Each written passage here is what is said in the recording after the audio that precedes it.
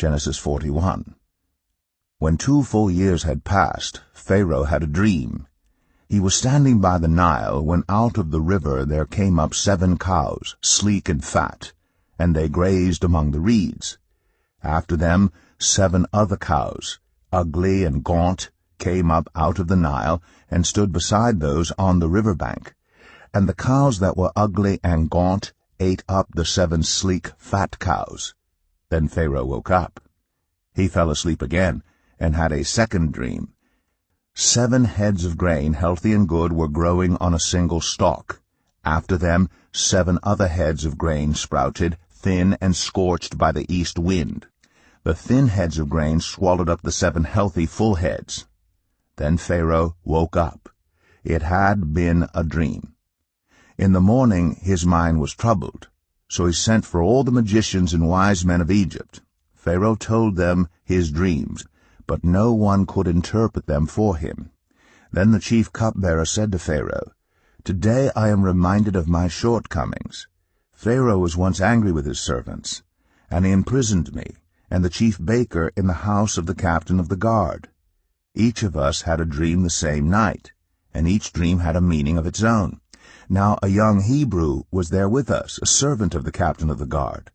We told him our dreams, and he interpreted them for us, giving each man the interpretation of his dream, and things turned out exactly as he interpreted them to us. I was restored to my position, and the other man was impaled." So Pharaoh sent for Joseph, and he was quickly brought from the dungeon. When he had shaved and changed his clothes, he came before Pharaoh. Pharaoh said to Joseph, "I had a dream, and no one can interpret it. But I have heard it said of you that when you hear a dream you can interpret it." "I cannot do it," Joseph replied to Pharaoh, "but God will give Pharaoh the answer he desires." Then Pharaoh said to Joseph, "In my dream I was standing on the bank of the Nile, when out of the river there came up 7 cows, fat and sleek, and they grazed among the reeds. After them 7 other cows came up, scrawny and very ugly and lean. I had never seen such ugly cows in all the land of Egypt. The lean, ugly cows ate up the 7 fat cows that came up first. But even after they ate them, no one could tell that they had done so. They looked just as ugly as before. Then I woke up. In my dream I saw 7 heads of grain, full and good, growing on a single stalk. After them 7 other heads sprouted, withered and thin and scorched by the east wind. The thin heads of grain swallowed up the 7 good heads. I told this to the magicians, but none of them could explain it to me." Then Joseph said to Pharaoh, "The dreams of Pharaoh are one and the same. God has revealed to Pharaoh what he is about to do. The 7 good cows are 7 years, and the 7 good heads of grain are 7 years. It is one and the same dream. The 7 lean, ugly cows that came up afterward are 7 years, and so are the 7 worthless heads of grain scorched by the east wind. They are 7 years of famine. It is just as I said to Pharaoh. God has shown Pharaoh what he is about to do. 7 years of great abundance are coming throughout the land of Egypt, but 7 years of famine will follow them. Then all the abundance in Egypt will be forgotten, and the famine will ravage the land. The abundance in the land will not be remembered, because the famine that follows it will be so severe.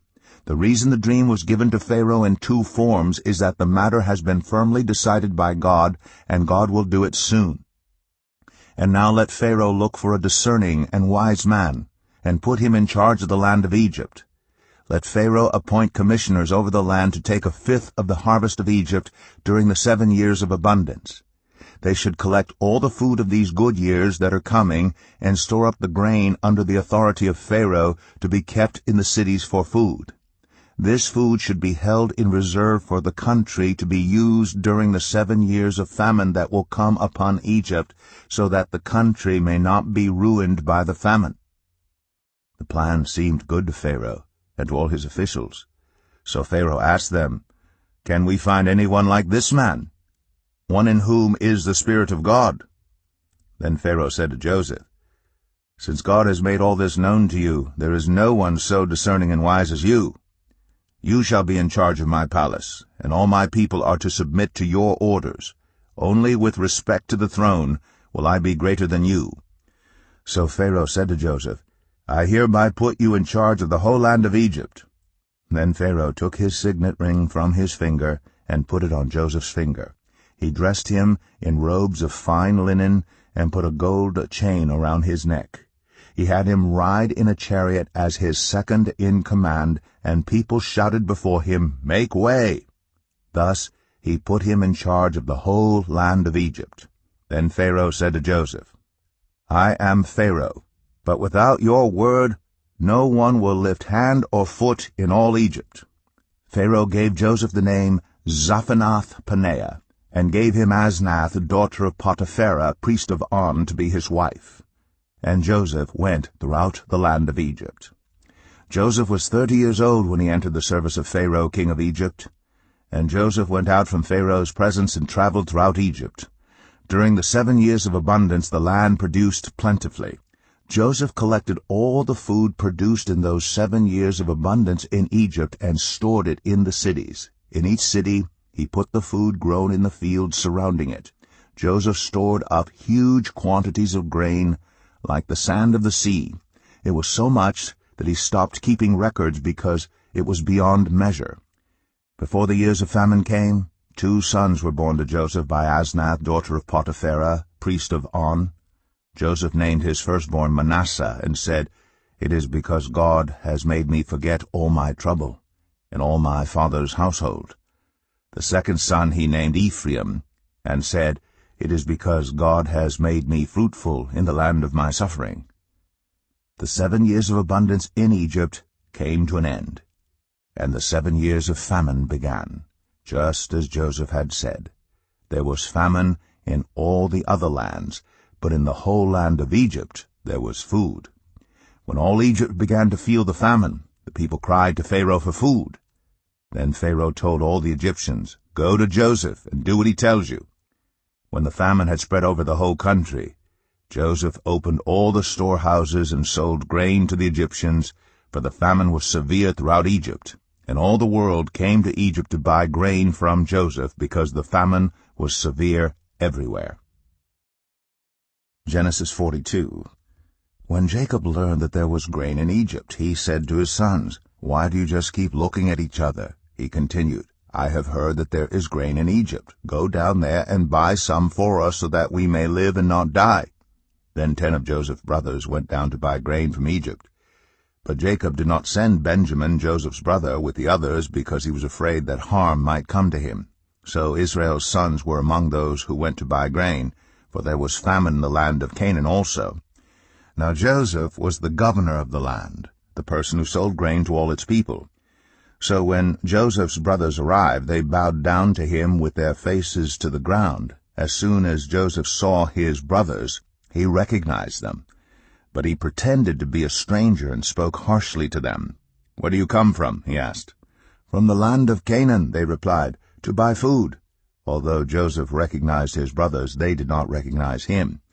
Then he remembered his dreams about them and said to them, "You are spies. You have come to see where our land is unprotected." "No, my lord," they answered, "your servants have come to buy food. We are all the sons of one man.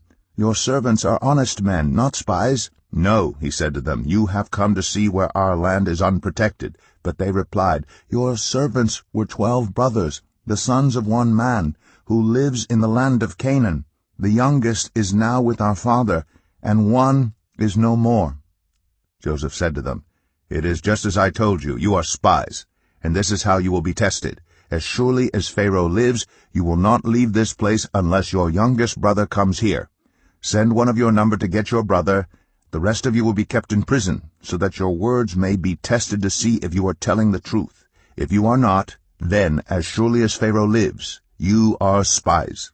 And he put them all in custody for 3 days. On the 3rd day Joseph said to them, "Do this and you will live, for I fear God. If you are honest men, let one of your brothers stay here in prison, while the rest of you go and take grain back to your starving households. But you must bring your youngest brother to me, so that your words may be verified and that you may not die." This they proceeded to do. They said to one another, "Surely we are being punished because of our brother. We saw how distressed he was when he pleaded with us for his life, but we would not listen. That's why this distress has come on us." Reuben replied, "Didn't I tell you not to sin against the boy? But you wouldn't listen. Now we must give an accounting for his blood." They did not realize that Joseph could understand them, since he was using an interpreter. He turned away from them and began to weep, but then came back and spoke to them again. He had Simeon taken from them and bound before their eyes. Joseph gave orders to fill their bags with grain, to put each man's silver back in his sack, and to give them provisions for their journey. After this was done for them, they loaded their grain on their donkeys and left. At the place where they stopped for the night, one of them opened his sack to get feed for his donkey, and he saw his silver in the mouth of his sack. "My silver has been returned," he said to his brothers. "Here it is in my sack." Their hearts sank, and they turned to each other trembling and said, "What is this that God has done to us?" When they came to their father Jacob in the land of Canaan, they told him all that had happened to them. They said, "The man who is lord over the land spoke harshly to us and treated us as though we were spying on the land. But we said to him, 'We are honest men, we are not spies.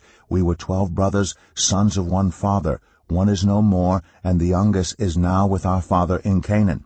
Then the man who is lord over the land said to us, 'This is how I will know whether you are honest men. Leave one of your brothers here with me and take food for your starving households and go. But bring your youngest brother to me, so I will know that you are not spies but honest men. Then I will give your brother back to you, and you can trade in the land.' As they were emptying their sacks, there in each man's sack was his pouch of silver. When they and their father saw the money pouches, they were frightened. Their father Jacob said to them, 'You have deprived me of my children. Joseph is no more, and Simeon is no more, and now you want to take Benjamin? Everything is against me.' Then Reuben said to his father, 'You may put both of my sons to death if I do not bring him back to you. Entrust him to my care, and I will bring him back.' But Jacob said, 'My son will not go down there with you. His brother is dead, and he is the only one left. If harm comes to him on the journey you are taking, you will bring my gray head down to the grave in sorrow.'" Genesis 43. Now the famine was still severe in the land. So when they had eaten all the grain they had brought from Egypt, their father said to them, "Go back and buy us a little more food." But Judah said to him, "The man warned us solemnly, 'You will not see my face again unless your brother is with you. If you will send our brother along with us, we will go down and buy food for you. But if you will not send him, we will not go down, because the man said to us, 'You will not see my face again unless your brother is with you.'" Israel asked, "Why did you bring this trouble on me by telling the man you had another brother?" They replied, "The man questioned us closely about ourselves and our family." "Is your father still living?" he asked. "Do you have another brother?" We simply answered his questions. How were we to know he would say, "Bring your brother down here"? Then Judah said to Israel his father, "Send the boy along with me, and we will go at once, so that we and you and our children may live and not die. I myself will guarantee his safety. You can hold me personally responsible for him. If I do not bring him back to you and set him here before you, I will bear the blame before you all my life. As it is, if we had not delayed, we could have gone and returned twice." Then their father Israel said to them, "If it must be, then do this. Put some of the best products of the land in your bags, and take them down to the man as a gift, a little balm, a little honey, some spices and myrrh, some pistachio, nuts, and almonds. Take double the amount of silver with you, for you must return the silver that was put back into the mouths of your sacks. Perhaps it was a mistake. Take your brother also, and go back to the man at once. And may God Almighty grant you mercy before the man, so that he will let your other brother and Benjamin come back with you. As for me, if I am bereaved, I am bereaved." So the men took the gifts and double the amount of silver, and Benjamin also. They hurried down to Egypt and presented themselves to Joseph. When Joseph saw Benjamin with them, he said to the steward of his house, Take these men to my house, slaughter an animal, and prepare a meal. They are to eat with me at noon." The man did as Joseph told him, and took the men to Joseph's house. Now the men were frightened when they were taken to his house. They thought, "We were brought here because of the silver that was put back into our sacks the first time. He wants to attack us and overpower us, and seize us as slaves, and take our donkeys." So they went up to Joseph's steward, and spoke to him at the entrance to the house. "We beg your pardon, our lord," they said. "We came down here the first time to buy food, but at the place where we stopped for the night we opened our sacks, and each of us found his silver, the exact weight, in the mouth of his sack. So we have brought it back with us. We've also brought additional silver with us to buy food. We don't know who put our silver in our sacks." "It's all right," he said. "Don't be afraid. Your God, the God of your father, has given you treasure in your sacks. I received your silver." Then he brought Simeon out to them. The steward took the men into Joseph's house, gave them water to wash their feet, and provided fodder for their donkeys. They prepared their gifts for Joseph's arrival at noon, because they had heard that they were to eat there. When Joseph came home, they presented to him the gifts they had brought into the house, and they bowed down before him to the ground. He asked them how they were, and then he said, "How is your aged father you told me about? Is he still living?" They replied, "Your servant our father is still alive and well." And they bowed down, prostrating themselves before him. As he looked about and saw his brother Benjamin, his own mother's son, he asked, "Is this your youngest brother, the one you told me about?" And he said, "God be gracious to you, my son." Deeply moved at the sight of his brother, Joseph hurried out and looked for a place to weep. He went into his private room and wept there. After he had washed his face, he came out and, controlling himself, said, "Serve the food." They served him by himself, the brothers by themselves, and the Egyptians who ate with him by themselves, because Egyptians could not eat with Hebrews, for that is detestable to Egyptians. The men had been seated before him in the order of their ages, from the firstborn to the youngest, and they looked at each other in astonishment. When portions were served to them from Joseph's table, Benjamin's portion was 5 times as much as anyone else's. So they feasted and drank freely with him. Genesis 44. Now Joseph gave these instructions to the steward of his house. "Fill the men's sacks with as much food as they can carry, and put each man's silver in the mouth of his sack. Then put my cup, the silver one, in the mouth of the youngest one's sack, along with the silver for his grain." And he did as Joseph said. As morning dawned, the men were sent on their way with their donkeys. They had not gone far from the city when Joseph said to his steward, "Go after those men at once, and when you catch up with them, say to them, 'Why have you repaid good with evil?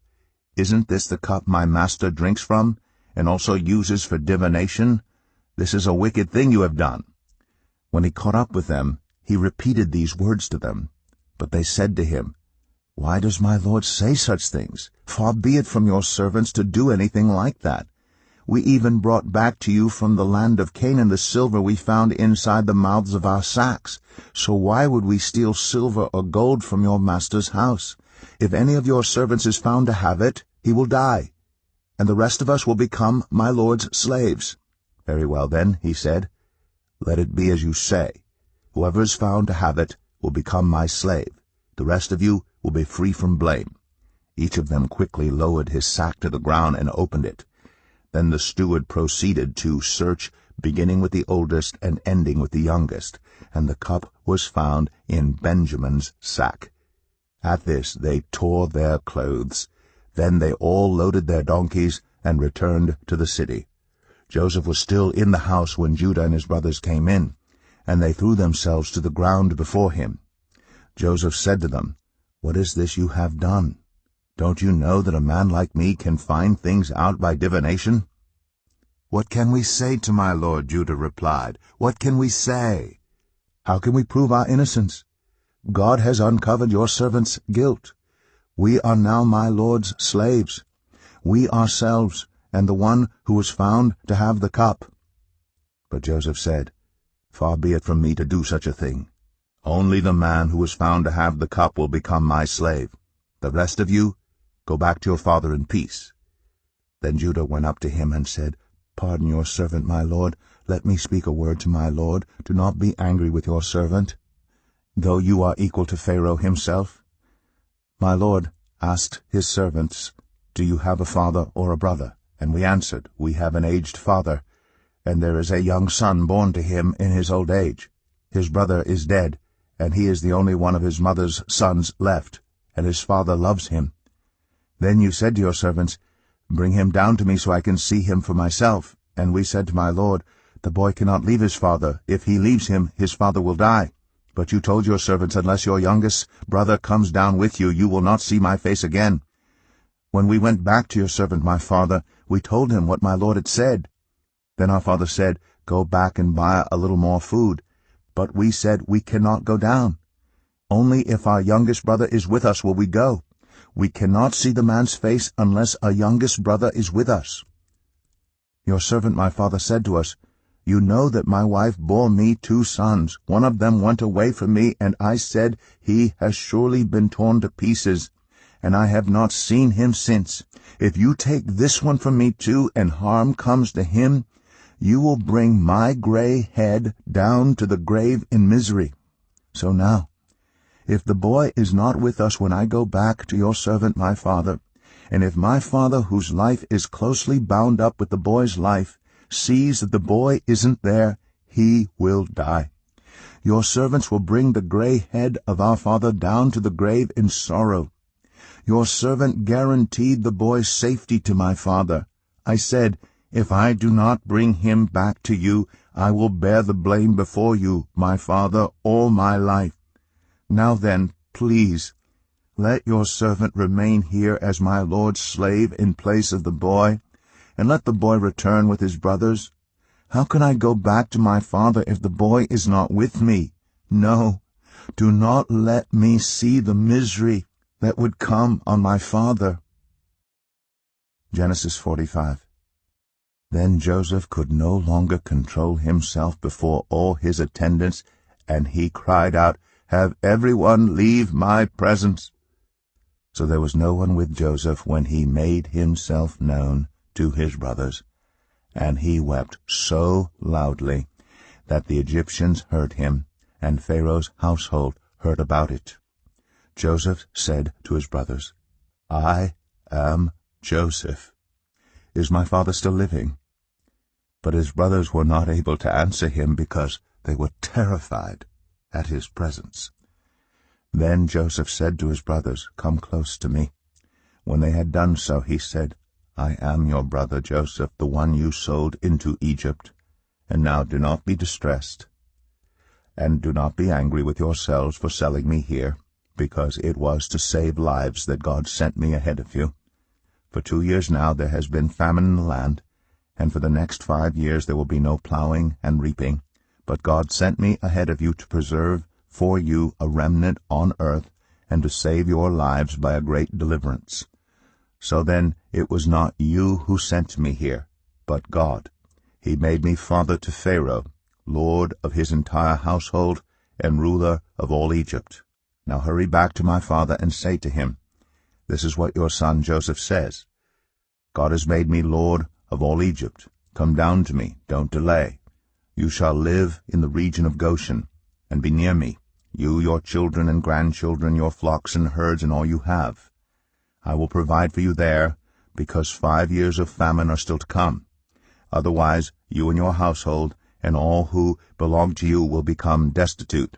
You can see for yourselves, and so can my brother Benjamin, that it is really I who am speaking to you. Tell my father about all the honor accorded me in Egypt, and about everything you have seen, and bring my father down here quickly." Then he threw his arms around his brother Benjamin and wept. And Benjamin embraced him, weeping. And he kissed all his brothers and wept over them. Afterward his brothers talked with him. When the news reached Pharaoh's palace that Joseph's brothers had come, Pharaoh and all his officials were pleased. Pharaoh said to Joseph, Tell your brothers, do this, load your animals and return to the land of Canaan, and bring your father and your families back to me. I will give you the best of the land of Egypt, and you can enjoy the fat of the land. You are also directed to tell them, do this, take some carts from Egypt for your children and your wives, and get your father and come. Never mind about your belongings, because the best of all Egypt will be yours. So the sons of Israel did this. Joseph gave them carts, as Pharaoh had commanded, and he also gave them provisions for their journey. To each of them he gave new clothing, but to Benjamin he gave 300 shekels of silver and 5 sets of clothes. And this is what he sent to his father: 10 donkeys loaded with the best things of Egypt, and 10 female donkeys loaded with grain and bread and other provisions for his journey. Then he sent his brothers away, and as they were leaving he said to them, Don't quarrel on the way. So they went up out of Egypt, and came to their father Jacob in the land of Canaan. They told him, Joseph is still alive. In fact, he is ruler of all Egypt. Jacob was stunned. He did not believe them. But when they told him everything Joseph had said to them, and when he saw the carts Joseph had sent to carry him back, the spirit of their father Jacob revived. And Israel said, I am convinced. My son Joseph is still alive. I will go and see him before I die.